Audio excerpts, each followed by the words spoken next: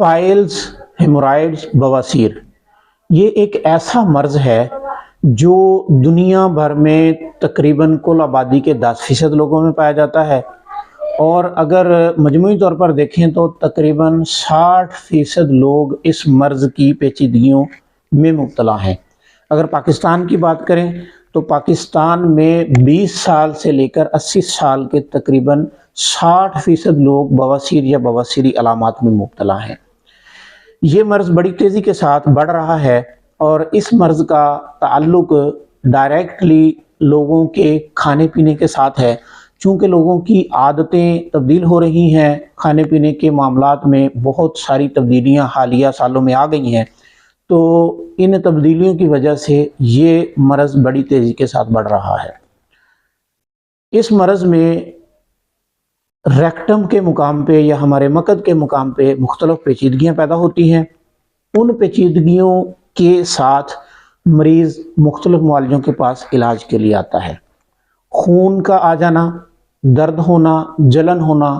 مقد کے مقام پہ یا ریکٹم کے مقام پہ خارش ہونا، یا وہاں پر بے چینی کا محسوس ہونا یا مسوں کا بن جانا،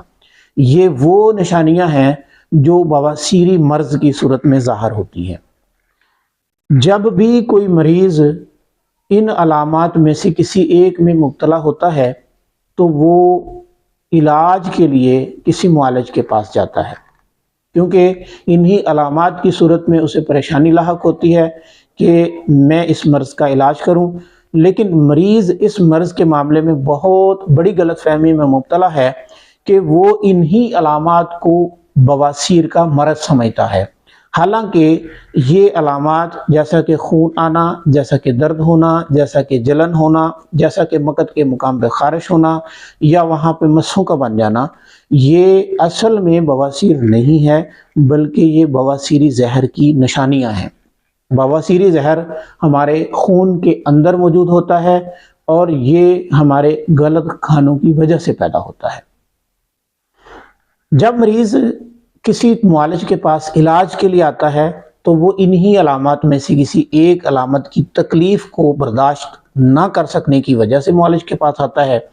اور وہ یہ سمجھتا ہے کہ اگر میری درد ختم ہو گئی تو میں ٹھیک ہو گیا، اور اسی طرح اگر اس کو بلیڈنگ کا مسئلہ ہے تو وہ یہ سمجھتا ہے کہ جیسے ہی میری بلیڈنگ بند ہوگی تو میں ٹھیک ہو جاؤں گا۔ تو اس طرح چند دنوں کے علاج سے جب اس کی یہ علامت وقتی طور پہ ٹھیک ہوتی ہے تو مریض اپنے آپ کو تندرست تصور کرتا ہے اور علاج کو بند کر دیتا ہے۔ بواسیری مریض سالوں تک ٹھیک نہیں ہوتے۔ اب سوال پیدا ہوتا ہے کہ بواسیر کے مریض کئی سال تک ٹھیک کیوں نہیں ہوتے؟ چونکہ بواسیری زہر خون کے اندر ہوتا ہے، یہ ہمارے بلڈ کی کیمسٹری میں شامل ہو چکا ہوتا ہے۔ جب ہمارے غلط کھانوں کی وجہ سے یہ زہر مقدار میں بڑھتا ہے تو اس کی نشانیوں کے طور پہ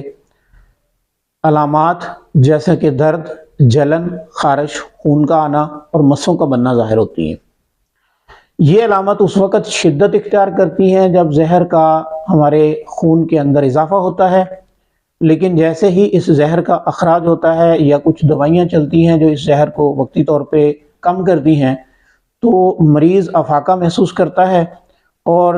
جیسے ہی اس کو افاقہ محسوس ہوتا ہے وہ علاج بند کر دیتا ہے۔ اصل میں مریض اپنے علاج میں غلط فہمی میں مبتلا ہوتا ہے، اور اس کی یہی غلط فہمی اس کے اس مرض کو سالوں تک ختم نہیں ہونے دیتی۔ یاد رکھیں کہ جب تک بواسیری زہر کا اخراج جسم سے نہیں ہو جاتا، اور جب تک بواسیری زہر کو جسم کے اندر بننے سے نہیں روکا جاتا، اس وقت تک بواسیر کا مرض مستقل طور پر ختم نہیں ہوتا۔ عام طور پر لوگ یہ تصور کرتے ہیں کہ بواسیر کا آپریشن کروا دیں گے تو یہ مرض مستقل طور پہ ختم ہو جائے گا، لیکن حقائق اور 25 سال کے کلینکل مشاہدات یہ بات ثابت کرتے ہیں کہ بواسیر کا مریض جب آپریشن کروا دیتا ہے تو اس کے بعد وہ صرف تھوڑا عرصہ کے لیے ہی تندرست رہتا ہے، یوں جیسے ہی اس زہر کا اثر دوبارہ قوی ہوتا ہے تو مرض دوبارہ سے شروع ہو جاتا ہے۔ یعنی کہ آپریشن کروانے کے بعد بھی ایسے مریض مستقل طور پر ٹھیک نہیں ہوتے۔ جب تک ہم اپنی غذائی عادتوں کو تبدیل نہیں کرتے، جب تک ہم اپنے جسم کے اندر موجود بواسیر زہر کا مکمل خاتمہ نہیں کرتے، تب تک اس مرض سے مستقل طور پر چھٹکارا حاصل نہیں کیا جا سکتا۔ تو بواسیری زہر کو مستقل طور پر ختم کرنے کے لیے عام طور پر علاج کا دورانیہ 3 سے 4 ماہ پہ محیط ہوتا ہے۔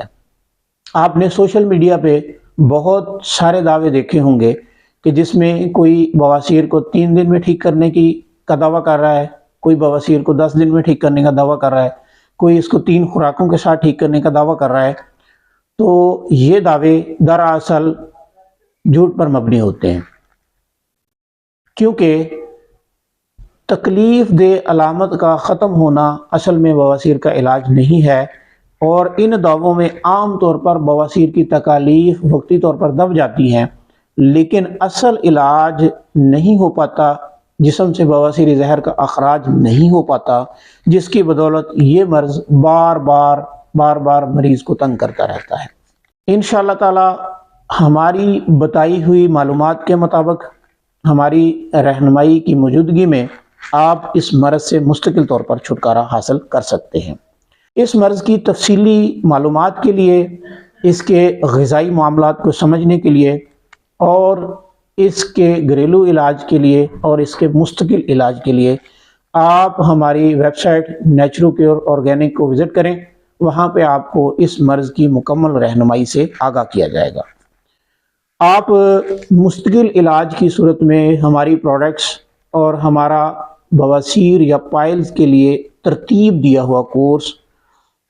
پائل ایکسر، اس کو آپ استعمال کریں، انشاءاللہ تعالیٰ آپ کو اس سے مستقل چھٹکارا حاصل ہوگا۔